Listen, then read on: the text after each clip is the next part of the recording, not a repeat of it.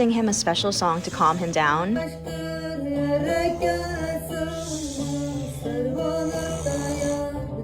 And one day, I guess I sang the wrong song.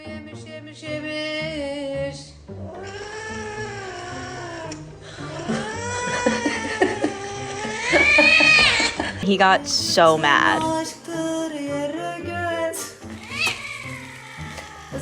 Azim's my little goat.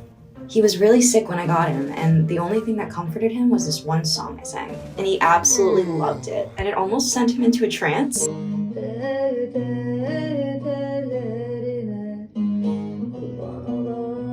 I tried singing him other songs to see if he reacted the same way, but that was clearly not the case.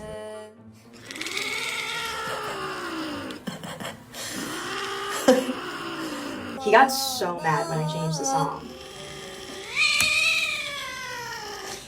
So now we have a specific playlist we stick very closely to.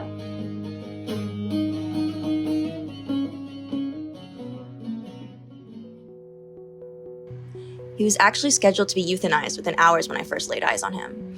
And at first I thought it was just a little box shaking, but when I looked inside, I realized it was a kitten. His little body was shaking uncontrollably, so much that he was shaking the box too, and I just knew I couldn't leave him there. I had to do something. I took him in my arms and brought him home. He was living with his mother, siblings, and older brother with his humans, protected and loved, but on the night during a party at his home, he was stepped on, and that's when everything changed. Azim suffered severe brain trauma and permanent disabilities. His past owner decided that Azim's new fate was too hard to handle and decided to give him up to the clinic. The clinic became his new home, a dark and lonely box where he was placed to keep him safe from further harm. Days passed and the vets were giving up on him because he wouldn't eat and he had multiple seizures a day, and the vets were planning on euthanizing him that day that I walked in. He was so small, just 20 days old, and was already facing the end, and I just knew I had to help him. When we got home, I tried everything to get him to eat and drink. He was so fragile, so scared, but I didn't give him up. I held him close, feeding him drop by drop, water and wet food. When that first bit of food went down his throat, tears flowed from my eyes. He cried, and I cried. We both knew this was a turning point, a sign that there was still hope. We went to clinic after clinic, and each time the doctors were telling me that he wouldn't survive and that the trauma was too severe. They suggested putting him to sleep, but I refused. I couldn't give up on him.